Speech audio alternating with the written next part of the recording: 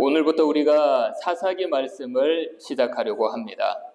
이 사사기 말씀은 여호수아가 죽은 이후부터 왕정시대 직전까지 이스라엘의 역사를 이야기하고 있는 말씀입니다. 우리가 이 사사기를 볼 때 기억해야 될 것이 있는데요. 이것은 이스라엘이 분배받은 땅에 정착하는 것이고요.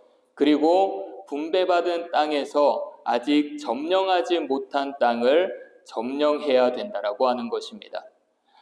가나안을 점령하는 과정에 이스라엘 백성들과 여호수아는 땅을 이미 분배했지만 모든 가나안 땅을 점령하지 못했습니다. 각 지파별로 나누어 주었고 그곳에 지파별로 그 땅을 점령해야 했습니다. 이러한 과정에 이스라엘은 이방 민족으로부터 어려움을 당했습니다. 그래서 하나님은 그들을 구원하기 위해서 사사를 보내셨습니다. 하나님이 보내신 사사의 이야기들은 본격적으로 3장 7절부터 시작됩니다. 그래서 오늘 본문 말씀에서 3장 6절까지는 사사기의 도입 부분으로 보시면 됩니다.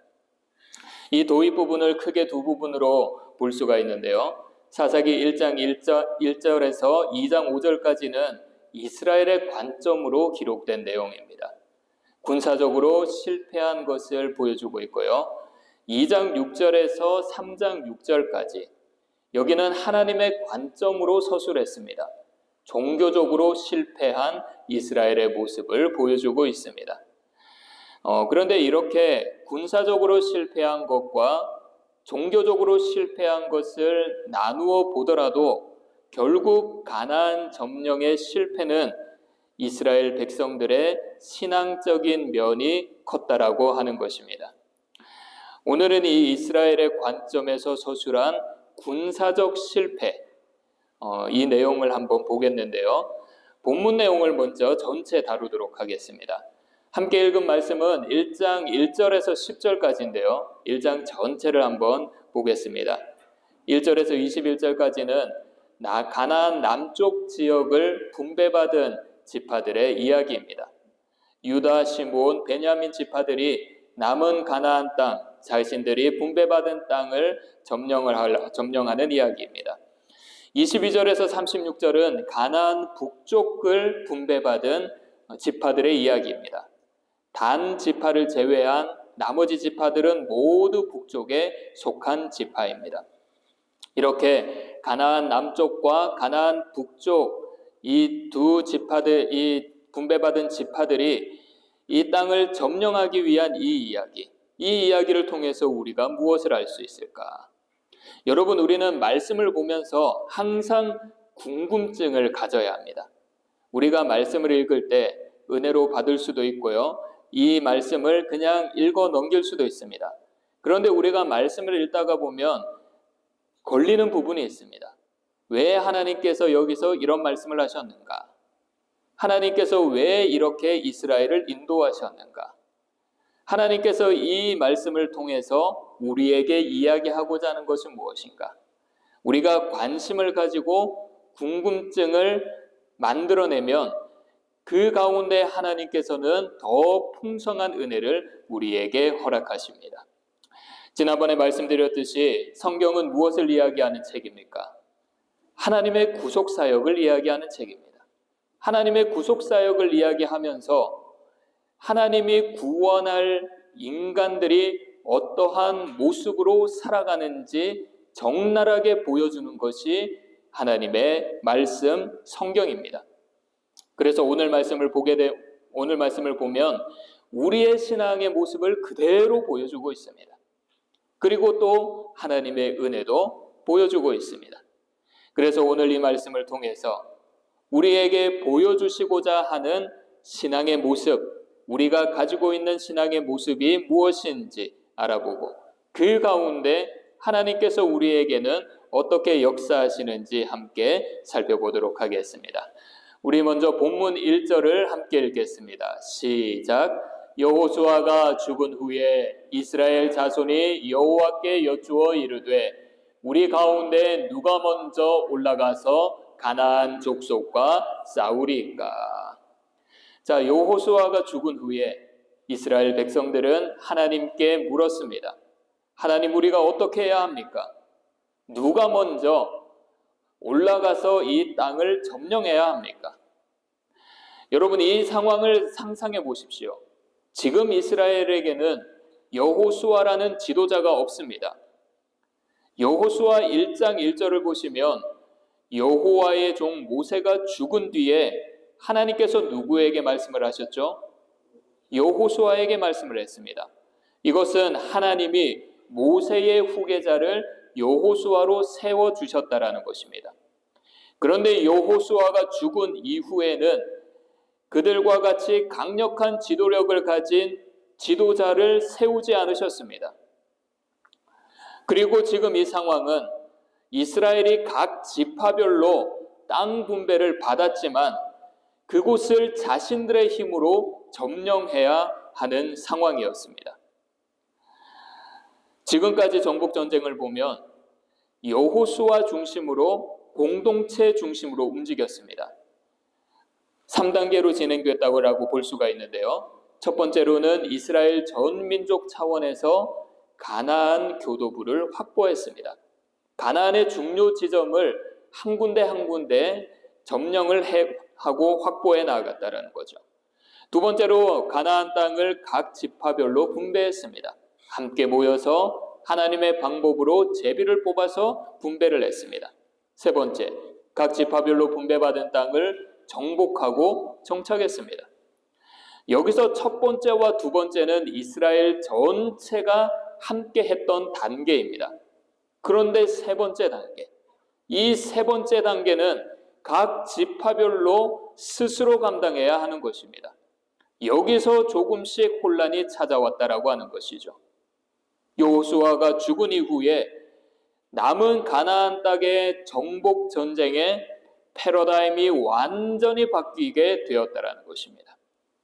그렇다면 하나님이 왜 여호수아와 모세와 같은 강력한 지도자를 세우지 않으셨을까요? 왜 그렇게 하셨을까요? 첫 번째로는 아까 말씀드렸듯이 각 지파들이 자체적으로 분배받은 땅을 점령해야 됐기 때문입니다. 두 번째는 종교적인 이유입니다. 신정적 왕정이 이루어져야 하기 때문입니다. 신정적 왕정이라고 하는 것은 하나님이 이스라엘의 왕이라고 하는 것입니다. 이스라엘을 다스리는 지도자가 있지만 하나님의 통치를 받아야 한다라고 하는 것이죠. 지금 각 지파별로 지도자들이 있습니다. 각 지파별로 장로들도 있습니다. 이들을 통해 하나님의 통치가 나타나야 된다라고 하는 것이죠. 우리의 삶도 마찬가지입니다. 우리나라를 보게 되면 우리가 지켜야 할 법과 질서가 있습니다. 그런데 우리 개인은 자신이 어떠한 삶을 살아갈 것인지 결정을 해야 하는데 그 결정은 본인이 하게 됩니다. 본인이 결정을 합니다. 그래서 인생의 대부분은 나의 의지로 결정을 하고 나의 의지로 판단하고 나의 의지로 살아가게 됩니다. 우리가 지켜야 할 거대한 나라의 법들은 있지만 일상의 삶, 일상 가운데 살아가면서 생각하는 여러 가지 것들은 나 스스로가 해야 된다라는 것이죠. 물론 하나님은 우리의 의지를 사용하시는 분이십니다. 그래서 우리의 의지와 계획과 결단 중요합니다. 하지만 그 전에 우리가 고백해야 하는 것은 하나님이 내 삶의 주권자라고 하는 것입니다. 하나님이 우리의 근원이 되신다라는 것입니다. 하나님이 우리에게 물질을 주시고 우리에게 시간을 주시고 우리에게 건강을 주시고 삶을 영위할 수 있도록 하셨다라는 믿음을 가져야 된다라고 하는 것이죠. 우리가 주먹을 꽉 쥐면 어떻습니까? 우리 몸 전체에 힘이 들어가게 됩니다. 몸이 경직되고요. 온 신경이 주먹을 향하게 됩니다. 우리 삶의 주권이 나에게 있다라는 것이 이렇게 주먹을 꽉 쥐고 살아가는 삶이라는 것입니다. 내가 꽉 쥐고 있는 것을 펴지 못합니다. 내 생각을 꽉 쥐고 있습니다. 내 가치관을 꽉 쥐고 있죠. 인생의 주도권을 내가 꽉 쥐고 있습니다. 심지어는 공동체의 주도권, 심지어는 다른 사람의 인생의 주도권까지 내가 꽉 쥐고 있습니다.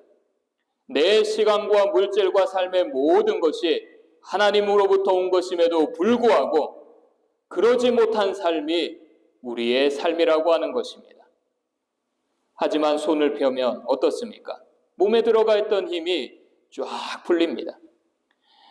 쫙 풀리듯이 우리 삶의 주인은 하나님임을 인정하고 고백하고 우리가 쥐고 있던 것을 펴서 맡길 때 하나님께서는 모든 것들을 형통하게 풀어나가십니다. 욥기 1장 21절을 보십시오. 이르되 내가 모태에서 알몸으로 나왔은즉 또한 알몸이 그리로 돌아가올지라. 주신 이도 여호와시요 거두신 이도 여호와시오니 여호와의 이름이 찬송을 받으실지니이다. 욥이 큰 고통을 겪은 후에 했던 말입니다. 모든 것을 주신 분도 모든 것을 가져가시는 분도 누구라고요? 하나님이시다. 인생의 소유와 생명 이 모두가 하나님의 주권 아래 있다고 하는 것입니다. 신명기 8장 18절 함께 읽겠습니다. 시작. 내 하나님 여호와를 기억하라. 그가 내게 재물을 얻을 능력을 주셨음이라. 이같이 하심은 내 조상들에게 맹세하신 언약을 오늘과 같이 이루려 하심이니라. 모세가 이스라엘 백성들에게 했던 말입니다. 너희들이 번영의 때가 온다면, 너희들에게 이 때가 온다면 하나님을 잊지 말라는 경고와 권면의 말입니다. 너희가 가나안에서 풍요를 누리게 된다면 그 능력의 결과가, 그 풍요의 결과가 너희 자신의 것이 아니라는 것이죠. 재물 자체뿐만 아니라 그 재물을 얻을 능력조차 하나님이 허락하셨다라는 것입니다. 사랑하는 여러분, 우리의 삶의 주인은 하나님이심을 믿으시기를 바랍니다. 우리 삶의 근원 또한 하나님이심을 믿으시기를 바랍니다. 우리가 누리고 있는 이 모든 것 하나님이 나에게 주셨음을 믿으시기를 바랍니다. 더 이상 나만의 여호수아를 찾지 마십시오. 나를 이끌어 가시는, 나를 창조하신, 나를 주관하시는 참된 왕이신 여호와 하나님만을 찾으시기를 바랍니다. 그래서 하나님이 우리를 이끌어 가시는 복된 삶이 되시기를 축복합니다. 이제 이스라엘의 땅을 점령하는 것을 보겠는데요. 이 이스라엘이 가나안을 점령하는 과정을 보게 되면 이들의 신앙이 점점 쇠퇴하는 것을 볼 수가 있습니다. 자, 화면을 보시고 따라하시기 바랍니다. 완전한 순종, 불완전한 순종, 불완전한 불순종, 완전한 불순종.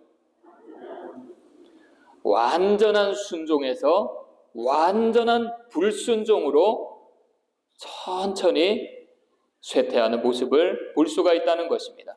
자, 먼저 완전한 순종이 무엇인지 보겠습니다. 본문 2절, 4절 함께 읽겠습니다. 시작. 여호와께서 이르시되 유다가 올라갈지니라. 보라, 내가 이 땅을 그의 손에 넘겨주었노라 하시니라. 유다가 올라가매 여호와께서 가나안 족속과 브리스 족속을 그들의 손에 넘겨주시니 그들이 베색에서 10,000명을 죽이고. 자, 이스라엘이 하나님께 물어봤죠. 하나님, 누구로부터 먼저 올라가야 됩니까? 어느 지파가 먼저 분배받은 땅을 점령하기 위해 전쟁을 치르러 가야 됩니까? 하나님께서 뭐라고 했습니까? 2절에서 유다가 먼저 올라가라고 했습니다. 이 말씀에 순종해서 유다는 시므온과 함께, 시므온 지파와 함께 전쟁을 치르러 올라갑니다. 이 이스라엘의 모습이 신앙인으로서 정도의 길을 걷는다고 볼 수 있습니다. 완전한 순종이라고 하는 것이죠. 그리고 불완전한 순종.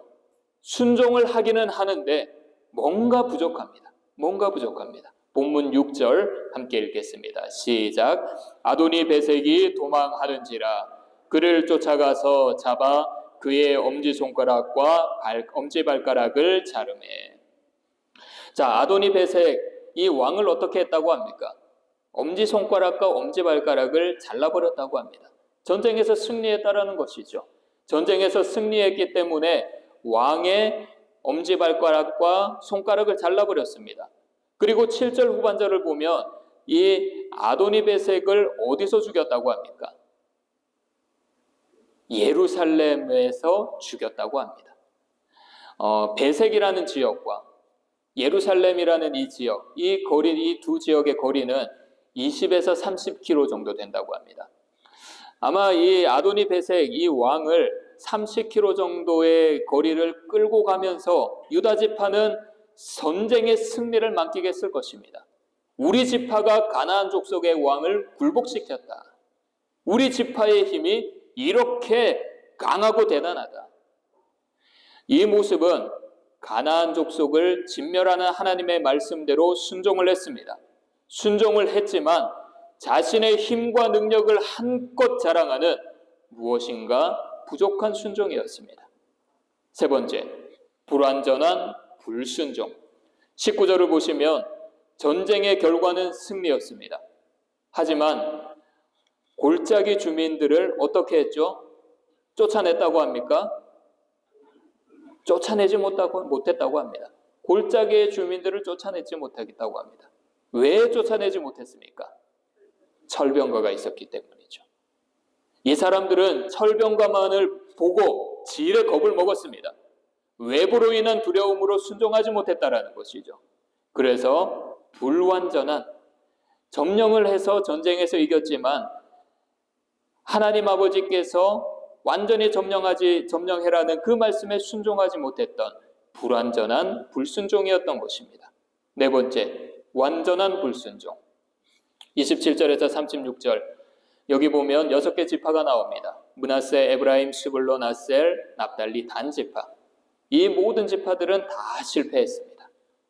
므낫세가 왜 실패했습니까?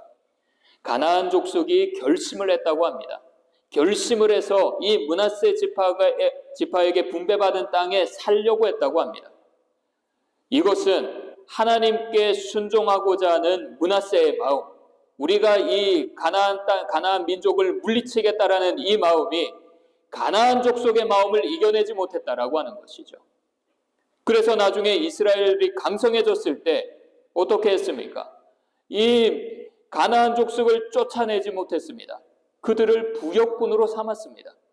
나머지 지파들도 마찬가지입니다. 다 쫓아내지 못하고 함께 살았습니다. 완전한 불순종을 이야기하고 있습니다. 여러분, 완전한 불순종의 길로 돌아선 이스라엘 백성들을 보며 이런 생각이 들었습니다. 이들은 과연 자신들의 변화된 모습을 알고 있었을까? 인지하고 있었을까? 모를 수도 있었습니다. 이스라엘의 첫 번째 왕 사울도 그러했습니다. 사울은 굉장히 겸손한 자였죠. 순종적인 자였습니다. 그런데 그는 변했습니다. 왕이 되고 이스라엘을 통치하고 난 뒤에 전쟁을 치르며 하나님의 말씀을 순종하지 않기 시작했습니다. 사무엘이 약속한 시간에 오지 않자 자기 스스로의 힘으로 자기가 제사를 주관했습니다. 아말렉을 전멸시키라는 하나님의 말씀에 순종하지 않았습니다. 좋은 양과 소는 남겨두었습니다. 사울은 자기가 이렇게 변화될 줄 몰랐을 것입니다. 여러분, 변화는 한순간에 찾아오는 것이 아닙니다.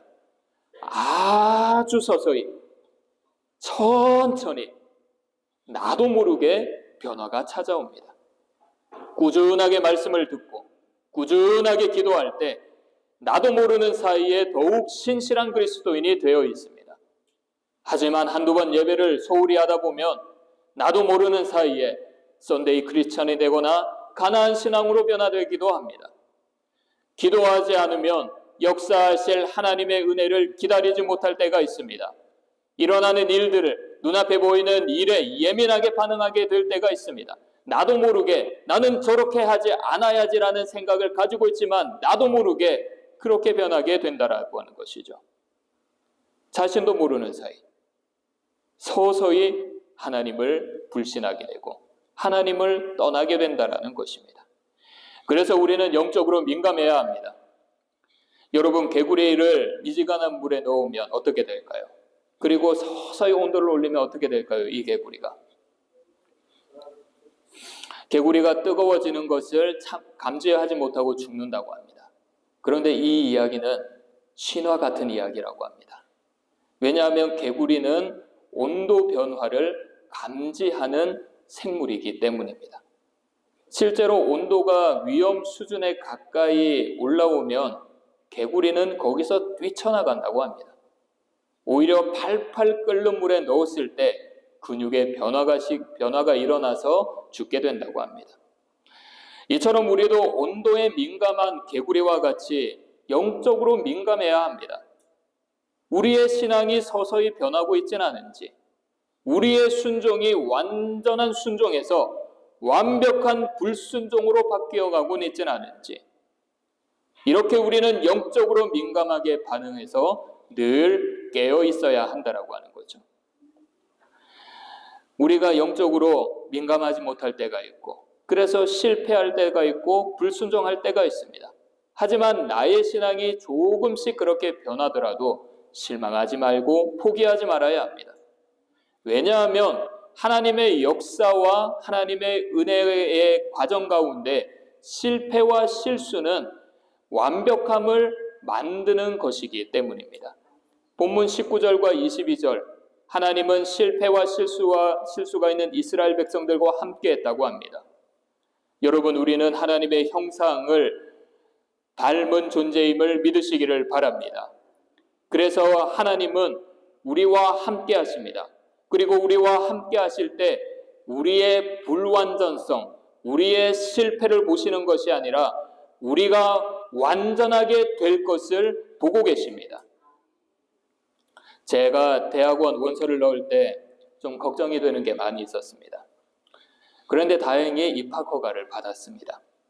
나중에 알고 보니까 합격 기준이 앞으로의 가능성을 보았던 것이었더라고요. 성적도 중요하지만 앞으로 이 사람이 이 과정을 통해서 어떻게 발전할 것인가, 거기에 더 치중을 했던 것이었습니다. 얼마나 가능성이 있는가, 얼마나 이것을 통하여 올바로 세워질 수 있는가, 여러 작성한 에세이와 추천서를 보고 그것을 생각하며 결정한다라는 것이죠. 하나님이 우리를 이렇게 봅니다. 하나님의 형상으로 세워질 존재, 하나님의 온전함을 닮아갈 존재. 비록 나그네의 삶에서 신앙의 실패와 실수가 있더라도 결국 하나님의 형상으로 온전해지는 존재로 본다라는 것이죠. 그래서 우리를 온전하게 세우기 위해서 하나님은 함께 하십니다. 요셉의 생애를 보십시오. 인간의 모습으로 보면 실패자의 삶 아닙니까? 형들은 요셉을 죽이려고 했습니다. 형들은 자신의 손에 피 묻을 필요가 없으니 요셉을 죽이지 말고 팔아버리자고 합니다. 애굽으로 요셉은 팔려갔습니다. 애굽에서의 삶도 꼬일 대로 꼬였습니다. 실패자의 삶이었습니다. 요셉은 성실했지만 그 결과는 정반대였습니다. 감옥에 갇혔습니다. 억울해서 넋이 빠진 사람처럼 살아갔습니다. 그런데 함께 하신 하나님은 이 요셉의 삶을 어떻게 완성해 나아갔습니까? 많은 사람을 살리는 자로 완성해 나아갔습니다. 요셉의 삶을 보면 실패와 좌절이 가득했지만 하나님께서 온전하게 만들어 가셨다라는 것이죠. 그래서 요셉이 이렇게 고백을 했습니다. 하나님이 나를 이곳에 보내셨다. 하나님이 나를 이집트의 통치자로 세우셨다. 하나님이 선으로 바꾸셨다. 하나님이 많은 생명을 구원하게 하셨다. 사랑하는 여러분, 하나님의 역사 안에는 좋은 일만 있는 것이 아닙니다. 성공만 있는 것이 아닙니다. 그 속에는 불신앙이 있고 실패의 역사도 있습니다. 하지만 하나님은 실패와 불신앙과 불완전함을 온전함으로 만들어 나아가시는 분이십니다. 그래서 이스라엘과 같이 우리가 불순종의 삶을 살아가더라도 포기하지 말고 나와 함께 하시는 하나님께서 나를 세워준다라는 믿음을 가지고 다시 일어나기를 바랍니다. 신앙에 연약함이 있어도 낙심하지 마시기를 바랍니다. 나는 하나님의 사랑을 받는 존재이고 하나님이 나를 온전하게 만들어 나아가는 존재이고 하나님이 나를 아끼는 믿음의 자녀라는 확신으로 살아가시기를 바랍니다. 이스라엘과 함께 하셨듯이 나와 함께 하십니다. 나와 함께 하시는 하나님께서 나를 위해 일하고 계십니다. 함께 하시는 하나님이 나를 온전하게 만들어 나아가십니다. 이러한 은혜를 믿으시기를 바랍니다. 이러한 축복이 여러분들 가운데 가득 넘치시기를 바랍니다. 그래서 주일에 모일 때마다 지난 한 주간도 하나님이 나를 살리셨다. 지난 한 주간도 하나님이 나를 회복시키셨다. 지난 한 주간도 나는 실패하고 낙심하고 좌절했지만 하나님이 나를 온전하게 만들어 가셨다. 이렇게 행복한 은혜의 간증이 풍성하게 넘치는 우리 모두가 되시기를 축복합니다.